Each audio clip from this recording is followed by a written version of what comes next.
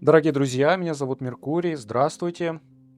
Я автор канала Frog Studio. Я сейчас заканчиваю монтаж очередного ролика с отцом Андреем Кураевым. Это фрагмент из нашего интервью в Праге. Э, Я вас хочу предупредить, что этот фрагмент посвящен благодатному огню. И, возможно, для вас это будет шоком. Либо вы просто, может, не поверите, либо вы уже это знаете. Но я хотел бы вас все-таки предупредить, так как для меня это было большим шоком и было для меня очень болезненно, так как я благодатный огонь, это чудо, я использовал как аргумент в беседах с атеистами, либо теми людьми, которые выступают против христианства, так как я верил, что это действительно происходит, что это реально происходит каждый год, то есть загорается сама свеча, либо, я не знаю, кто-то рассказывал, что там какие-то шарики огненные патриарх собирает, свечи сами загораются, этот огонь не обжигает, он сверхъестественный и подобные вещи. Но, кажется, нас обманывали, причем, похоже, это осознанно происходит. Я не знаю, зачем, кто это делает.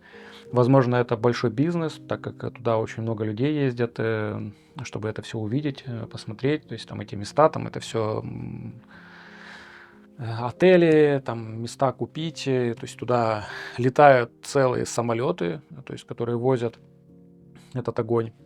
То есть это весьма что-то такое очень масштабное. Это прекрасная традиция, она хорошая. Вот, но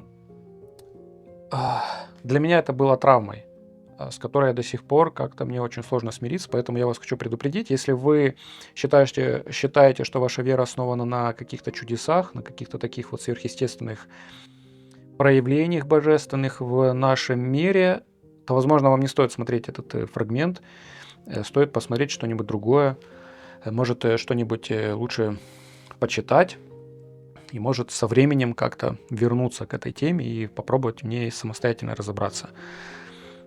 Вот, спасибо за внимание, приятного просмотра, либо еще увидимся.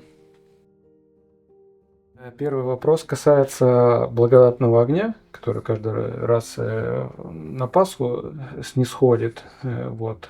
Я недавно узнал, что был суд в Греции. Там один журналист записывал, я так понял, интервью с теми, кто причастен к всей этой традиции. И он сказал, что это все, фикция, это все, ничего там такого не происходит, и этот весь огонь зажигают там с помощью зажигалки или какой-то там махинации. Был суд, на него подала греческая, я так понял, церковь. Он этот суд в течение 5 лет он длился, и он выиграл этот суд. Насколько я понимаю, там тот монах, который вот реально в этом принимает участие, готовит все эти материалы, да, Ризничий, храм гроба Господня, он рассказал ему такую печальную правду под запись. А когда эта публикация вышла, по-моему, тогда, соответственно, Патриархия потребовала этого монаха отречься от этих своих слов. И поэтому и был суд. А журналист на суде доказал, что подлинная запись, предъявил оригинал записи, и экспертиза показала, да, это реально. Это слова этого монаха, поэтому это врет он потом. Врал монах это суду, но не журналисту. По-моему, там кажется. Но это у меня такая... Ведь я не ожидал именно этого вопроса, поэтому то, что вот случайно поймал обрывки в своей памяти, что-то такое там бродит. В целом я бы сказал так, что это очень позорная для православных людей вещь. Великую православную веру, удивительную, очень высокую, глубокую и так далее, основывать на таком пустяке. Когда православные люди по всей Руси, Украине всерьез говорят, что истина православной веры доказывается вот этим огоньком. Знаете, во-первых, есть слова Христа, что род неверных ищет знамений. Хотя бы вот просто это уже отменяет все эти вот эти такие народные апологетические приметы. Типа облачко на фаворе всегда в день преображения, Иордан течет вспять якобы в день крещения Господня, а в какой-то день на Успении змейки на каком-то греческом острове ползают по храму. И вербочки зацветают где-то на Миловерное воскресенье, понимаете. Да. Вот. Это очень неблагородно просто для веры Христовой. Вот на таких вещах строить свою веру и свою жизнь, и свою смерть. В данном случае и все это плохо, потому что это легко проверяется на самом деле. Ну, по идее, понимаете. Ну, сегодня, в эпоху всяких микротехнологий, ну, что стоит? Ведь находится гроб Господень в окружении культурно-политическом, не симпатизирующим христианству православному, да, в Израиле. И если кто-нибудь из местных, даже полицейских, туристов, местных жителей, будь то мусульманин или иудей, или католик, оставит какую-то, вмонтирует в кирпич, туда в щель какую-то засунет какую-нибудь миниатюрную микрокамеру, и которая заснимет, что там происходит в Великую Субботу. Да? Вот. Или там в одежду, в облачение вошьет. На этих шпинских выше головы, пойди догадайся, что вмонтировали в тот портрет Трампа, который Путин ему подарил. Знаете эту историю реально, что когда-то в советские годы на исходе советских лет подарили американскому посольству вырезанный из дерева герб США. И он был прекрасен, этот герб, красная работа, посол у себя в кабинете повесил. А оказалось, там ручки были. Вот. Так что бойся донайцев, дары приносящих. Вот. Ну, то есть это легко опровергнуть. Второе, действительно, есть два человека, которые входят в кувуклию в эту минуту. Патриарх Иерусалимский и армянский архимандрит. Армянский архимандрит уже не раз говорил, что там зажигалка. Прямо открытым текстом. Греческий патриарх не утверждает, что зажигалки нет. И отказывается отвечать на вопрос, есть она или нет, но не отрицает, да, имеет какую-то осторожность и опаску. Вопреки этому все дальше. Следующий вопрос. А что делает патриарх, когда находится там вот вместе с этим армянином в гробе Господнем? Ответ – молится. Прекрасно. А нельзя ли уточнить, как именно? А оказывается, на сайте Иерусалимской патриархии есть чин. Благословение священного огня. И там длинная вот такая молитва. Вот именно ее-то патриарх там читает. Вопрос, как он ее читает, если там нет света? Нет свечек. Молитва долгая, длинная, читается раз в году. Как ее можно выучить наизусть и держать? А патриархи обычно люди пожилые, да. Следующее. Если вы читаете сами эту молитву, пожалуйста, есть греческий текст, есть перевод на английский, на русский, все на сайте патриархии есть Иерусалимской. Вот, то увидите, там нету просьбы «Господи, пошли нам огонь, зажги эту свечку». Нет ничего похожего. Там речь о том, что зажги в сердцах людей веру во Христа. Это есть. А про свечку ничего. То есть получается, что вы считаете чудом то, о чем патриарх даже не молился там. Тоже странность, да? Ну, а что касается уж исторических свидетельств и рассказов, ну, во-первых, очень много противоречий в каких-то тех древних путешественников, паломников, которые рассказывали. А знаете, штука в том, что паломнический бизнес, он всегда по одним и тем же законам работает. Тоже всегда вам гид такое наплетет, что здесь у нас такие чудеса, у нас такое не было. И такой святой, и такой. Да, это... Достаточно съездить, простите, я вот редкий человек, я был в Нахичеване. Это мало кто там бывает, это азербайджанский анклав в Армении. Типа Нагорного Карабаха, но наоборот.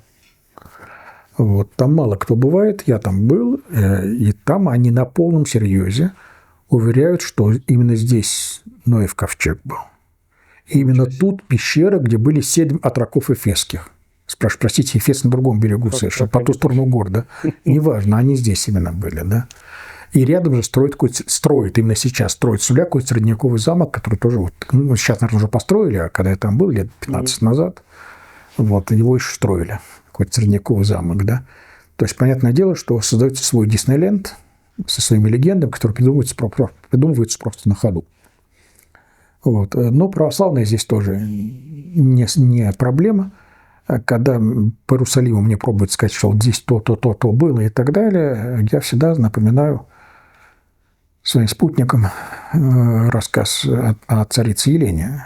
Она была первой паломницей в Иерусалим. Она искала крест Господень и не нашла. Голгофу не нашла она, понимаете? То есть даже где была Голгофа, было забыто. Почему это отдельно? Просто понятно, что в населении было выселено, евреи там перерезаны и так далее. Много чего было, но факт. В середине IV века ни один житель Иерусалима не мог сказать, где находится Голгофа. И где похоронен был Иисус. Дальше уже расскажу о чудесах, там, воскресениях и так далее, но это уже другая история. Да? А когда сегодня вы мне будете уверять, что ты по этой улочке распаханного когда-то города шел Иисус, вот у этого колонны он облокотился, вот здесь он сидел и плакал, здесь исцелил того-то, ну, извините, это все уже из мира бизнеса, а не из мира реальной религиозной истории. Так вот, рассказов о благодатном огне, о том, как он чудесно где-то появился и как, много. Они разные. Самые ранние говорят о том, что как раз по всему храму зажигались лампады, а не в тайне. Якобы повсюду и везде. Но самая забавная история следующая. То есть всегда есть рассказывают, что это не сейчас, это вот чудо произошло, вот рассказывают, вот недавно. Да? Вот мне больше всего нравится этот рассказ, конечно, с молнией, которая ударила там в колонну и так далее. Колонна треснула. Вот. Ну, канонический церковный рассказ, он известен, да, что однажды там армяне подкупили турецкие власти, и чтобы православных не пустить туда, православные молились во дворе, и Господь вот дал им благодатный огонь. Ага. У армян ровно обратная версия. Тоже есть. Но там у них такая, что православные пускали всех, но за деньги. И Господь поэтому покарал их. И, наконец, есть еще одна тоже православная версия. Это русский монах конца XVIII века рассказывал. Книжка это издана, его воспоминаний, хождений, что кроме вот этой трещины на одной колонне, слева от входа в храм гроба Господня, справа был гвоздь висел. И когда я спросил, что это за гвоздь, крюк, так крюк. Мне говорили, да, и на этом крюке даже, кажется, висела корыто. Знаете, что такое? И мне греческие монахи пояснили, что вот был этот спор между православными и армянами, что давайте мы соберемся во дворе храма и будем молиться по очереди. И кому Господь пошлет на огонь, та вера истинная. Но это было пари.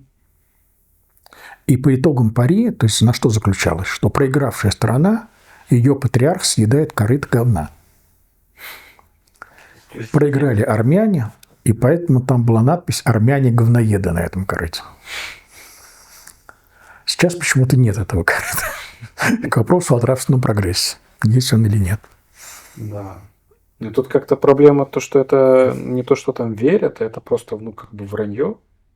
То есть, ну, это бред у даже. кого как. Вы знаете, скажем так, у меня такая необычная была церковная жизнь, ну, я говорю, много моих. Я пришел в семинарию в самую нужную минуту, когда мы тогда этого еще сами не знали, что, по сути, Господь нас привел тогда, такую вот толпу странных юношей, с тем, чтобы потом вот именно мы стали такой гвардией, прорабами перестройки церковной, возрождения ее. Да? И, соответственно, у нас были блестящие церковные карьеры, которые не светят современным семинаристам в таком, так быстро и в таком количестве и так далее. Да? Потому что открывалось множество и новых монастырей, новых храмов, новых епархий и так далее. И вот поэтому, соответственно, среди моих друзей было несколько начальников русской духовной миссии в Иерусалиме. И я всех их спрашивал в разные годы, в разных местах. И в Иерусалиме, и потом уже на российской кафедре, где они были. Ну, расскажи про благодатный огонь. От всех я слышал одно и то же, что я всегда к этому относился подозрительно. Самый лучший ответ дал мне один, ну ладно, я не буду его называть имени, он сейчас митрополит. Вот. Он сказал, ты знаешь, я, конечно, когда приехал, прежде всего греков стал расспрашивать, как и что, из их ответов понял, что здесь все, мягко говоря, сложно, в России этого не расскажешь. И для меня стал вопрос, как быть. И я для себя решил сделать так, я буду молчать. И поэтому я никогда не буду в Великую Субботу ходить в храм гроба Господня. Чтобы потом, если меня будут спрашивать в России или русские паломники, я не знаю. Знаете, я был занят, я в миссии работал, и поэтому вот гостей принимать, обслуживать и так далее. Следующее, он говорит, монахини, русские монахини при миссии и Горнский монастырь заметили, что я, он тогда заместителем был начальником, что я не хожу на эту службу. И стали сплетничать и осуждать. Ну, монастырь женский, особенно это фабрика сплетен, это понятно, да? Теперь третья серия, третий акт. Но поскольку у нас очень небольшая община, а я заместитель начальника комиссии, поэтому на исповедь-то они ходят ко мне, но не к начальнику же идти, главному. Эти монахини приходят ко мне и каются в том, что они меня осуждали за вот это. Четвертый акт. Исповедь продолжается, и они говорят: батюшка, если честно, я еще согрешил. Он говорит: а чем? Я соврала, что у меня свечка сама зажглась в Великую субботу. Но понимаете, батюшка, если бы я этого не сказала, меня бы сестры заклевали. Сказали бы, что это знак того, что я великая грешница. Вот так вот. Самая замечательная история была у меня личная. Однажды я несколько раз был вот на Великую субботу в Иерусалиме, трижды, по-моему, был. И вот один из поездок я был вместе с Виктором Антоновичем Садовничем, ректором Московского государственного университета. Мы стояли рядом на козырном месте. Если кто представляет себе, вот есть кувукли под общим большим куполом храма Господня, есть внутри часовенка кувукли, а рядом есть храм Воскресения Господня, греческий православный храм, собственно, как храм большой, там литургия обычно служится. И между ними есть дверь, и такой, как арочная дверь, и балкончик на уровне второго этажа. Но дальше уже до купола, опять же, да. Вот, и я стоял на этом балкончике. То есть, супер позиция для наблюдения всего и вся. И рядом камера НТВ. Я им комментировал, собственно говоря, да. И рядом Виктор Антонович Садовнич. Возвращаемся в Москву тем же днем. Встречают нас очень хорошо в Москве. И надо же успеть в московские храмы привезти эти пасхальный огонь, понимаете. И поэтому мы мчимся по ночной Москве из Внуково. Впереди машина ГАИ, сопровождение с мигалкой. Я так никогда не ездил в Москве, естественно, чтобы с мигалкой по ночному пустому Ленинскому проспекту у нас 120 км в час. Фантастика, я вам скажу. За минут 10 домчались от Внуково до центра, до Татьянинского храма, куда Садовничий пошел. И там он порадовал меня донельзя. Он придает, соответственно, лампадку с этим огнем и говорит: вот вы знаете, я сейчас в Иерусалиме был, да, вот, и поклонялся мощам Господа нашего Иисуса Христа, и вы знаете, чудо было, у меня вот сама свечка зажглась. От моей же свечки ты зажигал. Но человек уже, я убедил, что он сам себя уже убедил за это. За это время, что уж у него-то точно должно было произойти это чудо. Так что поэтому есть такое правило: надейся на лучшее, готовься к худшему. Если ты занимаешься апологетикой, готовься к худшему. Представь себе, что в зале стоит человек, который компетентен в той области, в которой ты всего лишь что-то слышал. Грубо говоря, вот вы меня спрашиваете об отношении к искусственному интеллекту. И я уже готов открыть свою варежку, но тут я понимаю, что вот в этой неизвестной мне аудитории может оказаться человек, который сам его разрабатывает в теме, да. Я сейчас... То есть, поэтому готовься, будь готов к лучшему. Поэтому для миссионера это очень важно в современном обществе. Ты можешь встретить людей, которые более в данной теме, чем ты, а для тебя эта тема совершенно периферийная. Зачем ты туда полез? Не надо. Так же и здесь.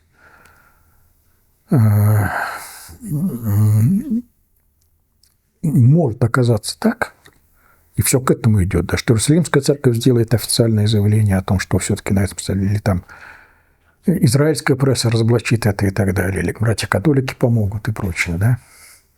Не надо на этом строить свою веру и в целом православие, потому что падение будет с большим грохотом. Зачем?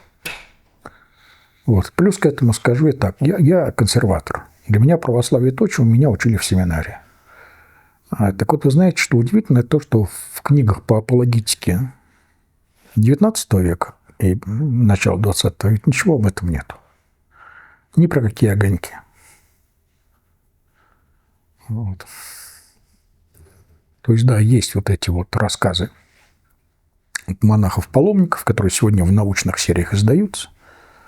Вот такая этнографическая литература. А если вы возьмете дневники Антонина Капустина, который десятилетия там прожил архимандрит, дневники епископа Порфирия Успенского, да, который тоже там ученый епископ, тоже десятилетия прожил на Ближнем Востоке, там этого нет. Будьте осторожны поэтому. Еще я хотел бы вас попросить немножко как-то меня попробовать поддержать, если это у вас вообще есть такая возможность, потому что, а, скажем так, я этим начал заниматься 3 года назад, но, похоже, что-то начинает получаться.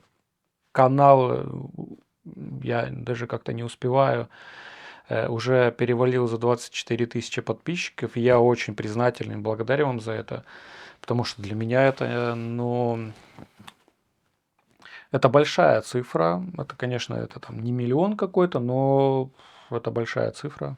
Это большая, наверное, уже ответственность.